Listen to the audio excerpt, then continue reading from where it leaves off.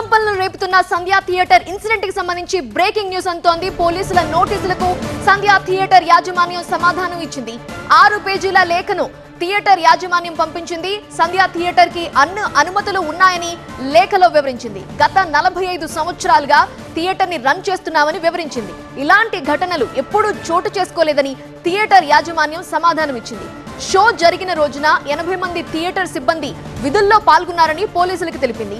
4, 5 తేదీల్లో హాల్ ని మైత్రి movies book చేసుకుందని థియేటర్ యాజమాన్యం తన జవాబులో వివరించింది. వాహనాల కోసం థియేటర్లో ప్రత్యేక పార్కింగ్ కూడా ఉందని గుర్తు చేసింది. గతంలో కూడా హీరోలు థియేటర్ కి వచ్చారన్న అంశాన్ని పోలీసులకు థియేటర్ యాజమాన్యం తెలిపింది. ఇలాంటి ఘటనలు ఎప్పుడూ చోటు చేసుకోలేదంటూ థియేటర్ యాజమాన్యం వివరించింది.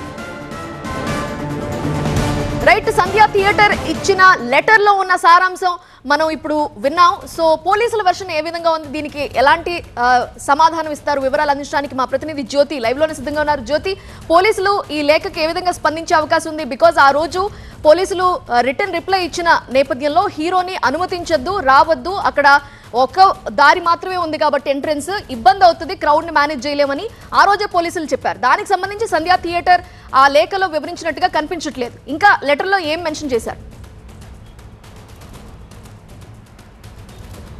తీవ్ర సంచలనం సృష్టించినటువంటి సంధ్యా థియేటర్ ఘటనకు సంబంధించి చిక్కట్పల్లి పోలీసులు సంధ్యా థియేటర్కు షోకాస్ నోటీసును జారీ చేసింది. ఇప్పుడు ఆ నోటీసుకు సంబంధించి సంధ్యా థియేటర్ యాజమాన్యం ఒక రిప్లైని ఇచ్చింది. దాదాపుగా 6 పేజీలతో కూడినటువంటి న్యాయవాదులతో ఈ యొక్క ఎక్స్ప్లెనేషన్ అంతా కూడా చిక్కట్పల్లి పోలీసులకు పంపించడం జరిగింది. అయితే గతంలో కూడా చాలా మంది హీరోలు అక్కడికి వచ్చారు, చాలా క్రౌడ్ ఉన్నప్పటికీ కూడా ఇటువంటి ఘటనలు మాత్రం జరగలేదు.